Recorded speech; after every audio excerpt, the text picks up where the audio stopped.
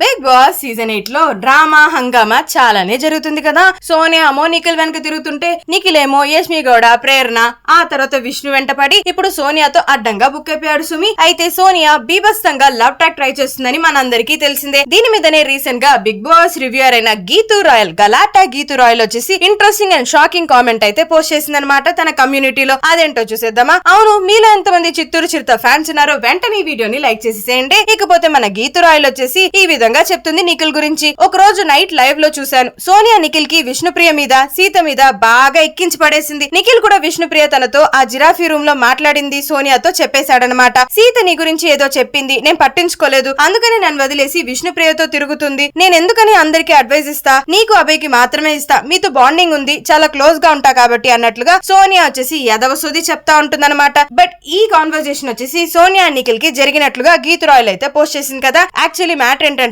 నైనిక వచ్చేసి నిఖిల్ తో ఈ విధంగా అంటుంది, సోనియాకి విష్ణుకి చాలా హాట్ టాపిక్ గా జరిగింది కదా నామినేషన్స్ లో, అక్కడ అట్లీస్ట్ నువ్వన్న స్టాండ్ తీసుకొని ఆపిండొచ్చు కదా. అంటే ఒక విషయం క్లారిటీగా తెలియకుండా మనం ఎందుకని దూరాలి, అందుకని నేను దూరలేదు, అసలు నాకు ఈ విషయం ఏమీ తెలియదని నిఖిల్ వచ్చేసి కప్పిపుస్తాడా. బట్ యాక్చువల్లీ నామినేషన్స్ ముందు రోజు సోనియా 1 o'clock వరకు నిఖిల్ తో వచ్చేసి విష్ణుప్రియ గురించే బాగా డప్పు కొట్టేసింది. మరి నిఖిల్ కావాలని అక్కడ అబద్ధం చెప్తూ దొరికిపోయాడనమాట. ఇలానే నిఖిల్ గనుక కంటిన్యూ అయితే టైటిల్ రేస్ లో పక్కా వెనక పడిపోతాడు అనిపిస్తుంది. మరి మీరేమంటారు? మీ ఒపీనియన్ ని కూడా మాతో షేర్ చేసేసుకోండి.